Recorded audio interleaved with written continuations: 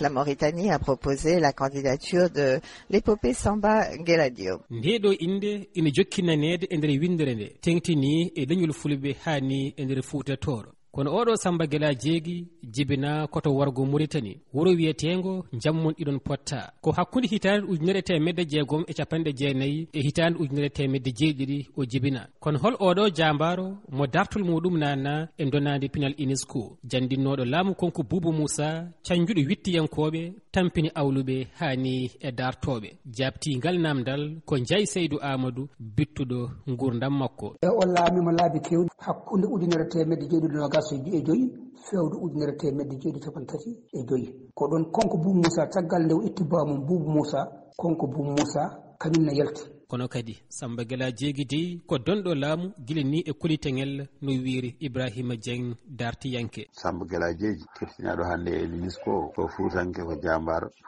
ko ɓi lamɗo ngati ko deniyanke o tawi ko laamu galle ba makko o ummi koye kolitengel mo ganduɗa ko kañum fuɗɗi laamu deniyankoɓe hedde hitande 1970 gol wolde keewi ɗo Bilbasi ɗo konko folno Samba ha Samba addoye safalɓe ɓe mbiyata heyba en ɓe jane konko ɓe ndiwi ɗum pooli konko fayi mboloyel Samba wiyoɓe dutto hankkadi jooɗo e laamu rokka ɓe koɓe kalduno ko heyba sali wiyala ko maɓe nanga konko tan ha watti wiyede ko heyba ko de natti ballal konko fayi mboloyel Samba jotti jowol ko heyba ko dey wona ballal ma ko heyba ko dey natti wonde ballal tubak ina wiye Jean-Claude de Saint-Adon yondiri e Samba Gela Jeegi ngam gembude ɗum ni woni Jean-Claude rokki Samba Gela Jeegi fetel mo fuutankoɓe mbiyanno buuse larwayi fetel debbo jinne mo lowetake habsintake mo jamdikire leggal jalamban kono hol fandare Jean-Claude e ngal ɗo ballal tubakoɓe nde wanno e maayo ngo ene mbaɗa njulagu mumen konko Boubou Moussa hadilaɓe mo woni yaade ɗeɗɗi jeeygu njulagu tubakoɓe hankkadi ni to Ndar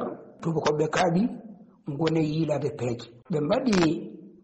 julanke goto no wiye Jean-Claude de Saint-Adon ko on jokkodiri e Samba o rokki Samba kaɓirɗe e nder yimoɓe gumbala Samba yiide jinne ala Samba yiidane jinne hawrane seyɗane Samba jotodiri koye oɗo biyeteɗo Jean-Claude de Saint-Adon ene famni ɓandu ko woɗi sugondu lasudu ko haalata ko en nanata mbiyen ko jinne ko caggal nde o heɓi oɗo fetel doole Samba Gela Jeegi puɗɗi ƴestade wolde Samba Gela Jeegi ɓurde battinde kay teskinde e nder Fuuta Tooro ha inde makko yalti hen ko wolde Bilbasi cangol yejja ɓe mbi kono Samba riddirno kono konko Boubou Moussa